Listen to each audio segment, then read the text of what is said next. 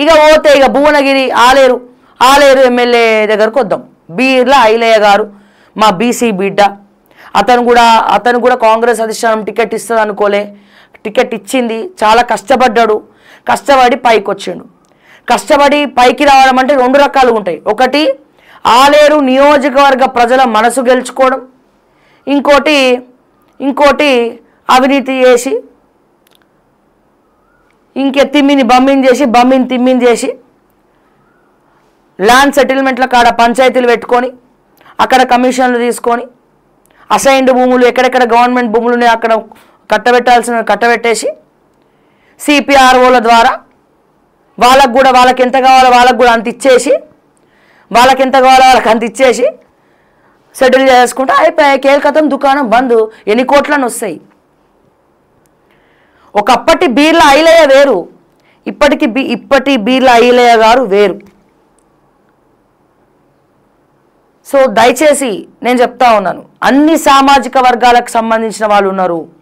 ఎందుకంటే నేను మాట్లాడితే శ్రావ్య ఈమె ఓసీ కాబట్టి బీసీలను టార్గెట్ చేస్తున్నట్టు. పొద్దున్న లేస్తే రేవంత్ రెడ్డి గారిని క్వశ్చన్ చేస్తున్నాం. ఆయన రెడ్డేగా.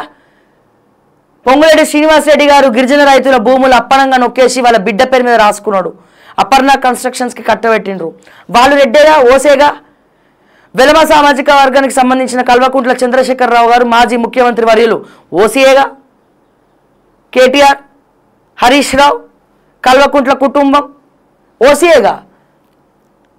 మరి ఇప్పుడు మిగతా స్కాములు అంటే డబ్బులు తిన్న దగ్గర క్యాషులు తీసుకొచ్చి ఎమోషనల్ బ్లాక్మెయిల్, రిజర్వేషన్లు తీసుకొచ్చి ఎమోషనల్ బ్లాక్మెయిల్ ఇక్కడ మాట్లాడొద్దు అని. మరి తీసుకున్నప్పుడు మీకు తెలియట్లేదు. ఇప్పుడు చూడండి, చూడండి ఈ వీడియో. బీర్ల ఐలయ్య గారు అద్భుతంగా సెటిల్ అయిపోయాడు, చాలా అద్భుతంగా సెటిల్ అయిపోయాడు. మంచి బర్త్డే పార్టీసు అన్ని యానివర్సరీస్ చేసుకోవాలా, కానీ అంతకుముందు జరగనివి ఇప్పుడు ఎందుకు జరుగుతున్నాయి? Point number 1. అప్పుడు కొనలేని డిఫెండర్ ఇప్పుడు ఎట్లా కొన్నావు? Point number 2. సో డెఫినెట్గా కష్టపడతాం, పైకి వస్తాం, అంచెలంచెలుగా ఎదిగి బిజినెస్ల పరంగా. కొనొక రాజకీయ నాయకుడు కొన్నాడంటే ఇది ఆశ్చర్యకరమైనటువంటి అంశం. అంటే ఏం చేయండి ఎట్లొచ్చేసింది. అదే ఎట్లా ఉందంటే కార్పొరేటరు నామినేషన్ వేసి గెలవగానే ఫార్చునర్ వస్తుందట. 2 రోజుల్లోనే ఫార్చునర్, చేతికి బ్రాస్లెట్, 2-3 ఉంగరాలు, ఒక తెల్ల చొక్క, తెల్ల ప్యాంటు, ఫార్చునర్లు వస్తాయి. అది ఇంకా ఒక క్వశ్చన్ మార్క్ ఎక్స్క్లమేటరీయే. ఒక మనిషి కార్పొరేటర్గా గెలిచిన వెంటనే తెల్ల ఫార్చునర్ ఎట్లా కొంటారు అనేది ఒక ఏమంటారు, ఒక $100 మిలియన్ క్వశ్చనే అది. సో ఇప్పుడు ఏంటి ఇక్కడ మళ్ళీ ఏంది? కావాలంటే నువ్వు కూడా కొనుక్కో శ్రావ్య, నువ్వు కూడా కొన్నావు కదా, నువ్వు ఎట్లా కొంటావు? ఇట్లా మాట్లాడేటోళ్ళు ఉంటారు కొంతమంది. నువ్వేం చేస్తున్నావు, నువ్వెట్లా కొంటావు, నువ్వేమైనా శుద్ధపూసవా? ఇక రివర్స్ అట్లా అడిగిన వాళ్ళు, అట్లా మెన్షన్ చేసిన వాళ్ళు నామరూపం లేకుండా పోయారు కాలగర్భంలో. ఇక్కడ ఒకసారి చూసినాక అప్పుడు మాట్లాడదాం. కాంగ్రెస్ యొక్క ఎమ్మెల్యేలు ఎట్లా చేస్తున్నారు. ప్రభుత్వ విప్పిన బీర్ల ఐలయ్య గారు ప్రభుత్వ విప్పు ఆలేరు నియోజకవర్గంలో. తెలంగాణకు ప్రభుత్వ విప్పు ముఖ్యమంత్రి గారు చేరదీసి మరి ఇచ్చినారు ప్రభుత్వ విప్పు గుట్టు బట్టబయలైంది ఇప్పుడు. ఇది ఎవరు అడగాలి? ఇది ఆలేరు నియోజకవర్గ ప్రజలు అడగాలి. యాదగిరిగుట్ట సాక్షిగా, లక్ష్మీ నరసింహస్వామి సాక్షిగా బీర్ల ఐలయ్య గారిని గుండెల మీద చేసుకొని చెప్పమని, లెక్కలు తీయమని. 100 మంది అవుట్సోర్సింగ్ ఉద్యోగులను తీసేసిర్రు. అవుట్సోర్సింగ్ ఉద్యోగులని పీకి ఇట్లా అవలీలగా అవతల పడేసిండ్రు. ఇగో 12,000 కమెంట్ పెట్టినారు శ్రీనివాస్ టీ.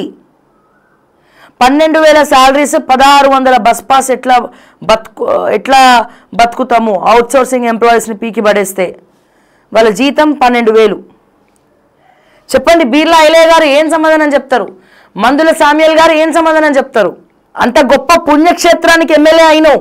ఆలేరు నియోజకవర్గంలో యాదగిరి గుట్ట నరసింహస్వామి కటాక్షాలు ఉండబట్టే నువ్వు ఎమ్మెల్యే అయినావు. మీరు ఎమ్మెల్యే గెలిచినప్పుడు మీ మార్క్ ఏంటి? సరే, మీ కాంగ్రెస్ మార్క్ ఏం కనబడట్లేదు. ఎట్లాగో అన్నీ ఫెయిల్ అయిపోయినాయి.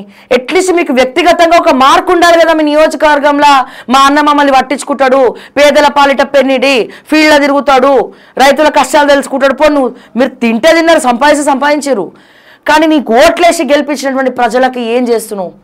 అట్లీస్ట్ యాదగిరి గుట్ట కొండ మీద కూడా ఏం జరుగుతుందో తెలుసుకోలేనటువంటి పరిస్థితిలో బీర్లా ఐలయ్య గారు ఉన్నారు. ఇంత ఘోరమైనటువంటి పరిస్థితి. కాంగ్రెస్ ఎమ్మెల్యేల పనితీరు, కాంగ్రెస్ ఎమ్మెల్యే యొక్క పరిస్థితి. మందుల సామ్యాల్ లాంటి వాళ్ళు మరి కమిషన్లు అడిగి బ్లాక్మెయిల్ చేస్తూ ఉంటే మరి బీర్లా ఐలయ్య లాంటి వాళ్ళు ఏం చేస్తున్నట్టు? ఒక షోరూమ్ కార్ని ప్రైవేట్ ఫామ్ హౌస్కి తెప్పించుకొని అక్కడ ఓపెన్ చేసి అక్కడ పార్టీలు చేసుకొని 2 కోట్ల విలువ చేసేటువంటి డిఫెండరు అక్కడ పార్టీలు చేసుకొని అంతకుముందు బీర్లా ఐలయ్య ఏంటి, ఇప్పుడు బీర్లా ఐలయ్య గారు ఏంటి? ఇది ఎవరు ప్రశ్నించాలా? ఆలేరు నియోజకవర్గ ప్రజలు ప్రశ్నించాలి. ఎక్కడికి వెళ్ళి కొన్నావు? సరే మీరు కొనుక్కున్నారు, ఓకే, మీరు ఏం చేసిరో మీరు కొనుక్కున్నారు, మీకు కాంట్రాక్టర్స్ ఉండొచ్చు, మీకు బిల్డర్స్ ఉండొచ్చు, మీకు ఏదో లావాదేవీలలో డొనేట్ చేసి ఉండొచ్చు. కానీ ఫీల్డ్ విజిట్కి వచ్చినవా? రిబ్బన్ కట్లు కాకుండా ఒక ఎమ్మెల్యే చేసింది ఏంది మీ నియోజకవర్గంలో? రిబ్బన్ కట్ కాకుండా ఒక ఎమ్మెల్యే చేసింది ఏంటి మీ నియోజకవర్గంలో? ఎప్పుడైనా ఆలోచించారా ప్రజలారా? ఒక్కసారి ఆలోచించండి. మీరు ఓట్లేసి గెలిపించుకున్నటువంటి మీ ఎమ్మెల్యే 119 నియోజకవర్గాలు ఓట్లేసి గెలిపించిన తర్వాత రిబ్బన్ కట్లు కాకుండా, పెళ్ళిళ్ళు పేరెంటాలకు అటెండ్ అవ్వడం కాకుండా ఇంకా ఏం చేసిండు సామాన్యులకు? ఏమైనా చేసిండా? ఏమైనా చేసిండని చెప్పి మీకు అనిపిస్తుందా? అనిపిస్తే కమెంట్స్ రూపంలో దయచేసి తెలియజేయండి. తెలియజేయకపోయినా పర్లేదు, మీ మనస్సాక్షిని అడగండి. గుండెల మీద చేసుకొని కళ్ళు మూసుకొని అసలు మీ ఎమ్మెల్యేలు ఏం చేస్తున్నారో, నిద్రపోతున్నటువంటి మీ ఎమ్మెల్యేలను తట్టి లేపండి. అట్లీస్ట్ ఆలోచించండి. ఇప్పుడు 2 ఎమ్మెల్యేల గురించి మనం మాట్లాడుకున్నాం కదా, 2 ఎమ్మెల్యేల గురించి మనం మాట్లాడుకున్నాము. 2 ఎమ్మెల్యేల గురించి మనం మాట్లాడుకున్నాం. ఇగో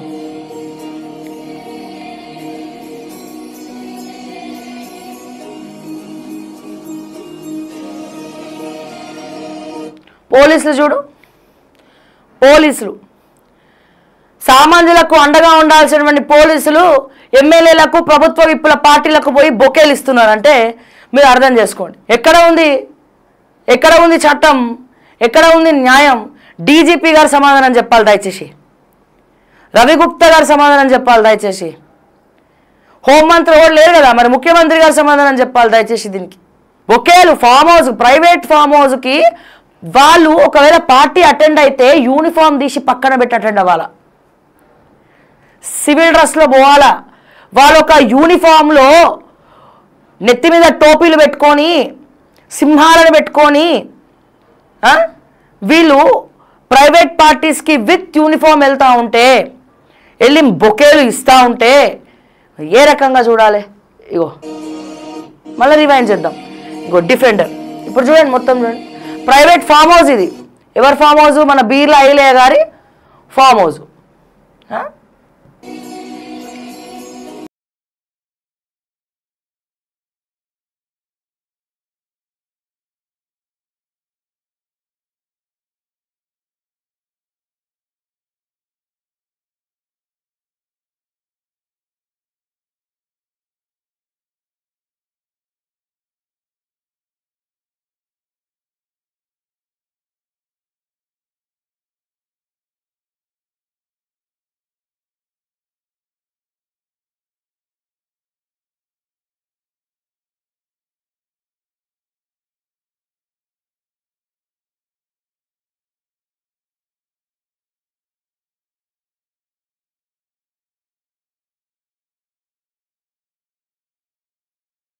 అంటే ఒక సినిమా హీరోకి ఇచ్చినటువంటి ఎలివేషన్ ఇచ్చారు ఆయనకి.